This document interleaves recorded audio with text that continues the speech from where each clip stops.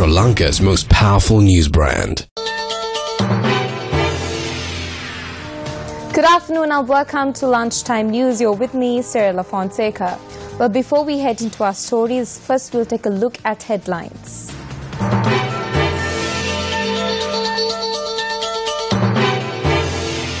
Indictments against Vimal Veeravansa for assets worth 75 million.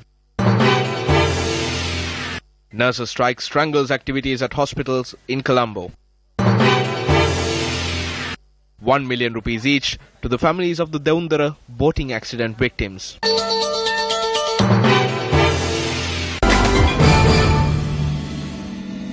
Indictments were handed over to MP Vimal Veeravansa today before Colombo High Court Judge Vikum Kalwarachi. The charges against MP Vimal Veeravansa involve the possession of assets worth 75 million rupees, which could not have been earned through his salaries and other income during his tenure as minister.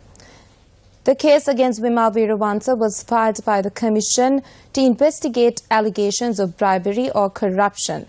When the cause was taken up, the parliamentarian rejected the charges levelled against him. The case has been postponed till the 19th of February.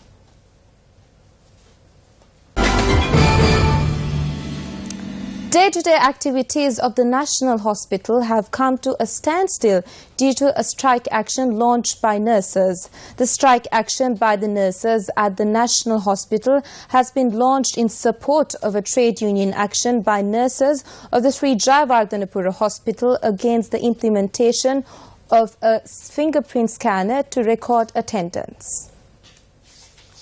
The director of the National Hospital, speaking to Newsfirst, stated that only around half of the nurses reported to work today.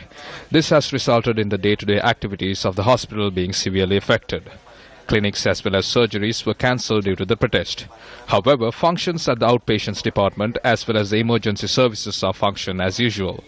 The director of the National Hospital notes that they are doing their best to maintain the services provided by the hospital with the staff that has reported to work. Meanwhile, the trade union action launched by the nurses of the Sri Jayawardhanapura Hospital has entered its 8th day today. Director of the hospital, Dr. Susit Senaratne, notes that he has invited the protesting trade unions to sit down for talks.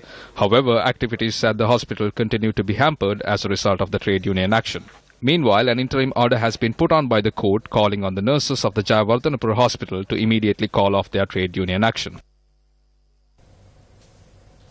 The Ministry of Fisheries and Aquatic Resources Development has decided to provide 1 million rupees each to the families of the 2 fishermen who died in boating accident in the Deundara area yesterday.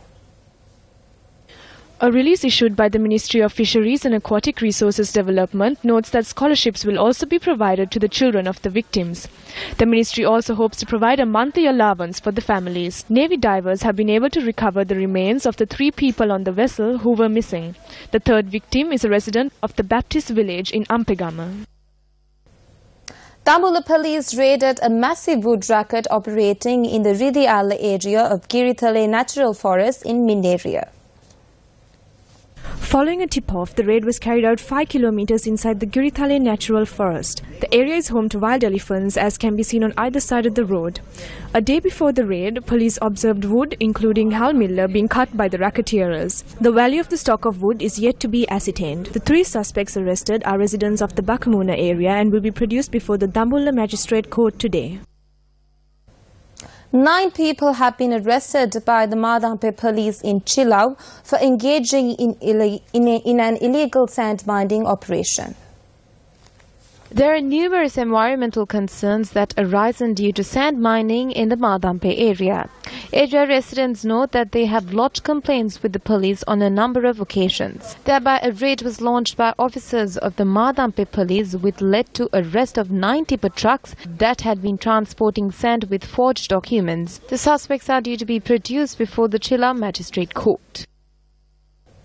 Public health inspectors have seized a stock of rice in the Kaluthara area yesterday. The rice is deemed as unsuitable for human consumption. 4,900 kilograms of rice mixed with water was found, and according to the police, the stock of rice was valued at 500,000 rupees. Public health inspectors believe the stock was imported from Myanmar. With the race for the local governments heating up, here are some of the views expressed in the political arena. The people who were together on the 8th of January have now split. They cannot win. If you vote for either of these factions, it won't be an anti-government vote. Tell them that you have destroyed this country over the past 3 years, so get out of here. I defeated Vimal Veeravansa's henchman at the election. I can clearly state none of the members of Vimal party will win this time. I am confident of this.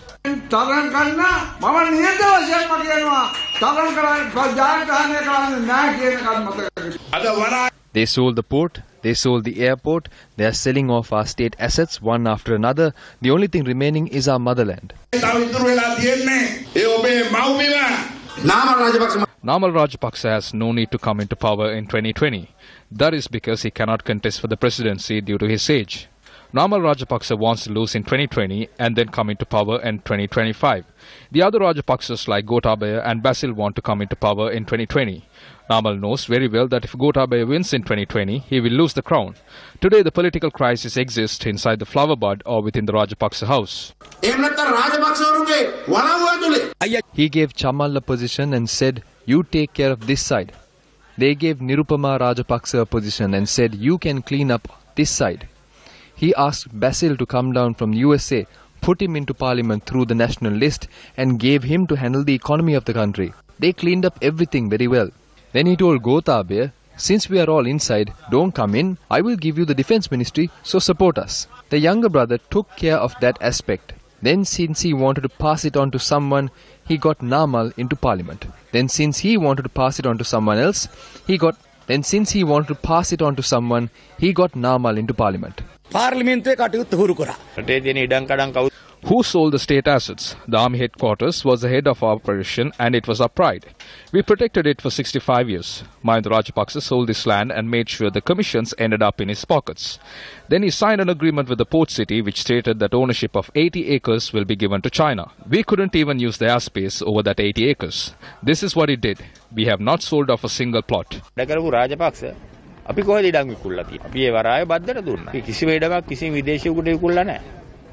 Residents of the Starden village in Hatton staged a demonstration today calling on authorities to renovate the road leading to their village. Area residents as well as a group of estate sector workers engaged in the demonstration. According to the resident, this is the only road leading out of the village into the Hatton town. They note that the road has not been renovated for an extended period of time. They also lament the fact that taxi and three-wheeler drivers refuse to operate along this road due to its current state. Well, this is a wrap of lunchtime news for the day. Do join us again at 1:55 with more news.